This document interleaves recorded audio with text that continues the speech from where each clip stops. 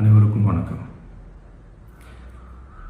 என் லைஃப்பில் இந்த மாதிரி ஒரு பெயின்ஃபுல்லான ஒரு சுச்சுவேஷனை நான் ஃபேஸ் பண்ணதே கிடையாது.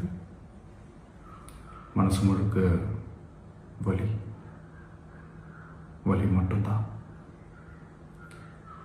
இந்த சுற்றுப்பயணத்தில் என்னென்ன மக்கள் பார்க்க வராங்க, அதுக்கு ஒரே ஒரு காரணம் தான் அவங்க என் மேலே வச்சிருக்கிற அன்பும் பாசமும். அந்த அன்புக்கும் பாசத்துக்கும் நான் எப்பவும் கடமைப்பட்டிருக்கிறேன்.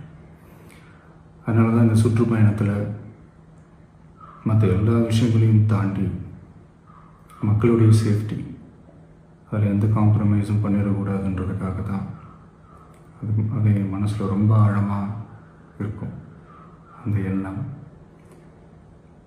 அதனால தான் இந்த அரசியல் காரணங்கள் எல்லாத்தையும் தவிர்த்துட்டு ஒதுக்கி வச்சுட்டு மக்களுடைய சேஃப்டி மட்டும் மைண்டில் வச்சுக்கிட்டு அதுக்கான இடங்களை சூஸ் பண்ணுறது, அதுக்கான இடங்களை பார்த்து பெர்மிஷன் கேட்குறது, போலீஸ் டிபார்ட்மெண்ட்டில் அதை ரிக்வெஸ்ட் பண்ணி கேட்போம். ஆனால் நடக்கக்கூடாதது நடந்துருச்சு. ஆனால் மனுஷன் தானே.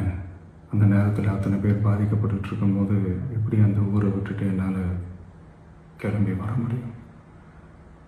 நான் திரும்ப அங்கே போகணும்னு இருந்துச்சுன்னா அதை ஒரு காரணம் காட்டி அங்கே வேறு சில பதட்டமான சுச்சுவேஷன்ஸ், வேறு சில அசம்பாவிதங்கள் அந்த மாதிரி எதுவும் நடந்துடக்கூடாதுன்றதுக்காக தான் நான் அவாய்ட் பண்ணேன்.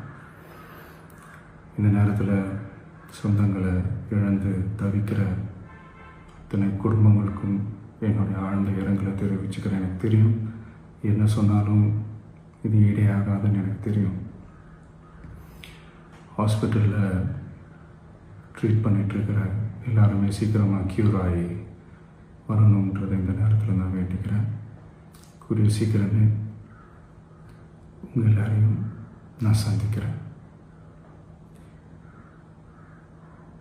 இந்த நேரத்தில் எங்களுடைய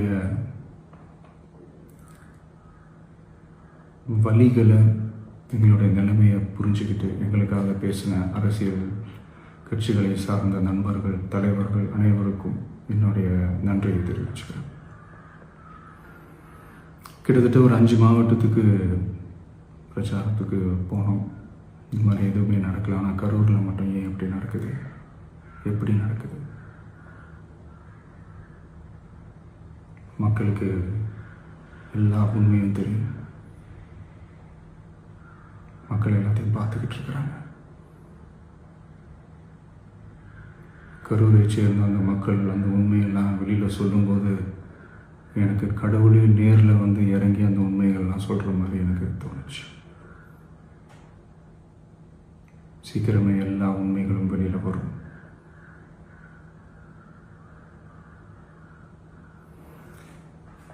எங்களுக்கு தரப்பட்ட இடத்துல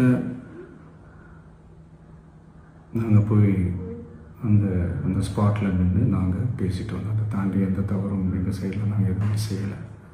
பட் இருந்தாலும் எங்கள் கட்சியை சேர்ந்த நிர்வாகிகள், தோழர்கள் மேலே எஃப்ஐஆர், அது மட்டும் இல்லை சோஷியல் மீடியாவை சேர்ந்த நண்பர்கள், தோழர்கள் அவங்க மேலே எஃப்ஐஆர்லாம் போட்டு இப்போ பிடிச்சிக்கிட்டு இருக்கிறாங்க.